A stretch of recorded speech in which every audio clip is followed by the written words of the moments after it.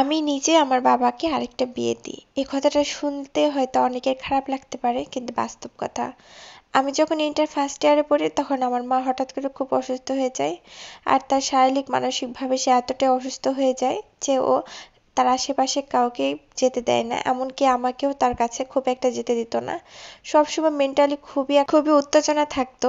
তো সবসময় সে ঘরের মধ্যে থাকতো বা তাকে ঘুমের ওষুধ খাইয়ে ঘুমিয়ে রাখা হতো। হঠাৎ আমার মা এতটা ছোট বয়সে বিয়ে করেছিল, তার ভালো পরিবারের বা সংসারের বিষয়ে খুবই অতিরিক্ত টেনশন করতো। এরকম করতে করতে আমার মা একটা সময় মানসিকভাবে এতটা সে অসুস্থ হয়ে যায় যে তার আশেপাশে তার সন্তান, তার স্বামী কাউকে যেতে দেয় না। তো যখন আমি ইন্টার ফার্স্ট ইয়ারে পড়ি তখন আমার আম্মু অসুস্থ হয়ে যায়। আম্মুকে দেখাশোনা করতেও আমার পড়াশোনা অনেকটা গ্যাপ যায়। গ্যাপ বলতে রেজাল্টটা খারাপ আসে। এদিকে দেখি আমার বাবা অন্যমনস্ক হয়ে যাচ্ছে। তাছাড়া মানুষের কথা, আমার মা এতটা অসুস্থ, তারপরে আমাদের সংসার কে দেখবে? দাদা দাদিরও কোনো সাপোর্ট ছিল না, তারা তাদের ছেলেকে আবার বিয়ে দিতে চায়। যেহেতু আমি আমার বাবা মার একমাত্র মেয়ে ছিল, তার জন্য তাদের আরো বেশি সমস্যা ছিল। তাদের কথা ছিল যে সে তো তাদের মেয়ে, তো মেয়ে যেহেতু হয়েছে তাহলে তাদের বংশে আরেকটা বাচ্চা প্রয়োজন, বিশেষ করে ছেলে বাচ্চা প্রয়োজন। আর এখন যেহেতু তাদের ছেলের বউ এতটা অসুস্থ হয়ে গেছে, তার মানে তাদের ছেলেকে আবার বিয়ে দিতে হবে। আর তার জন্য তারা বিভিন্ন রকম ভাবে আমাকে কথা শোনাতো। আমার আম্মুকে একদমই দেখতে পারতো না, বলতো পাবনাতে পাঠিয়ে দিবে, যেহেতু তারা আমার একদমই সহ্য করতে পারতো না। কারণ আমার মা থাকলে তো আর বউ আসছে না, আর আমি থাকলেও অনেক সমস্যা হচ্ছে। সবাই সবসময় বলতো তোমার আম্মু অসুস্থ, তোমার বাবাকে বোঝাও, আরেকটা বিয়ে করার কথা বলো, আরেকটা বাচ্চা প্রয়োজন। এরকম কথা শুনতে শুনতে আমি খুবই অসুস্থ হয়ে যাই। কারণ সমাজের কথা, আমার মায়ের কথা চিন্তা করে, বিশেষ করে বাবাকেও দেখতাম অনেক বেশি সংসার থেকে দূরে চলে যাচ্ছিল, আমার কাছ থেকে দূরে চলে যাচ্ছিল। মাকে সারাদিন একবারও দেখতে যাইতো না, যেহেতু আম্মু আলাদা ঘরে থাকতো। সারাটা দিনও আমার আম্মুর খবর নিত না, ডাক্তার দেখানো সবকিছু, এক কথায় আমাকে আমার আম্মুর পাশে থাকতে হতো। টাকা পয়সার তো কখনো কোনো সমস্যা ছিল না, আমার বাবা আমাকে দিয়ে দিত। কিন্তু আমাদের যে আমার আর আমার মানসিক বা একটা সাপোর্ট যেটা প্রয়োজন, সেটা কখনো আমার বাবা আমাদের পাশে আসেনি। এরকম দেখতে দেখতে একটা সময় ভাবলাম যে ঠিক আছে, বাবা যদি চায় তাহলে বাবা আবার বিয়ে করতে পারে, আবার তার নতুন করে সংসার করতে পারে, আমার কোনো আপত্তি নেই। আর আমার মা যেহেতু অসুস্থ, আর আমাদের সমাজে তো মেয়েদের কোনো দামই নেই, মেয়েদের কোনো মূল্যই নেই। আমি যেহেতু একটা মেয়ে, তাদেরকে হবে না, আমার দাদা দাদিরও হবে না, তাদের একটা ছেলে সন্তান লাগবে। তাই তাদের ছেলেকে আবার সাজিয়ে গুছিয়ে বিয়ে দেওয়ার জন্য রেডি করলো। দ্বিতীয় বিয়েটা এতটা জাঁকজমক হবে এটা আমি কল্পনাও করিনি, কারণ আমিও তো একটা বিয়ের বয়সী হয়ে গেছি।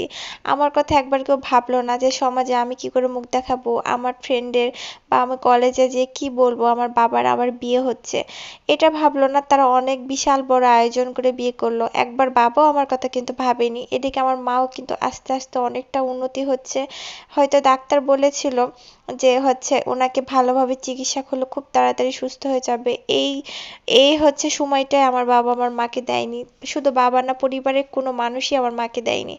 ইনশাল্লাহ আমি একটা মনের মধ্যে একটা জোর নিয়ে এসেছিলাম যে মাকে খুব তাড়াতাড়ি সুস্থ করব, আর নিজের পায়ে দাঁড়িয়ে একদিন মাকে নিয়ে আমি এই বন্ধ ঘর থেকে একদিন অনেক দূরে চলে যাব, যেখানে আমি আর আমার মা ছাড়া কেউ থাকবে না। সো এত লড়াইয়ের পর বাবা বিয়ে করে মাকে, দ্বিতীয় মাকে ঠিকই ঘরে নিয়ে আসলো। নিয়ে আসার পর তাদের কত আনন্দ, কিন্তু ওই ঘরে আমার মা কত কান্নাকাটি করছিল। কারণ তার শরীরটা অনেকটা বেশি খারাপ যাচ্ছিল। বাবাকে বলছিলাম, বাবা বলছিল যে টাকা দিয়েছি তুমি নিয়ে যাও, কিন্তু বাবা সেদিন আমার সাথে গিয়েছিল না। একটা কথা বলে রাখি, আজকে প্রায় 26 বছর বয়স হয়ে গেছে আমার। আর এই 26 বছরে আমার মাকে আমি সুস্থ করেছি।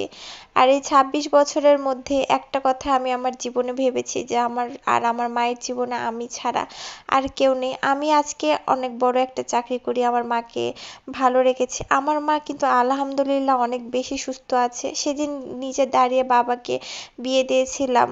আজকে কিন্তু প্রায় 5-6টা বছর হয়ে গেল, ওই ঘরও কিন্তু এখনো একটা বাচ্চাও আসেনি। আমি এখন মাঝে মাঝে দাদিকে জিজ্ঞেস করি যে যে সন্তানের জন্য বা আপনারা আমার বাবাকে আমার কাছ থেকে, আমার মায়ের কাছ থেকে কেড়ে নিয়েছিলেন, সেই ঘরে এখন কেন কোল খালি? সেই বাবার কেন নেই একটাও সন্তান? আমি তো অনেক দূরে আছি আমার মাকে নিয়ে, তাহলে সেই ঘরটা আজকে খালি কেন? সে দাদি উত্তর দিয়েছিল আল্লাহ দেয়নি।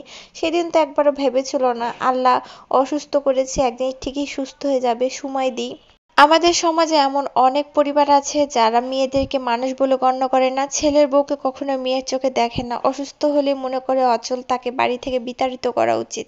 আসলে তাদেরকে সময় দেওয়া উচিত, সুযোগ দেওয়া উচিত। এটা কিন্তু আমার খুব কাছের একটা মানুষের গল্প, তাই আপনাদের সাথে শেয়ার করলাম, নিজের চোখে এই গল্পটা দেখা।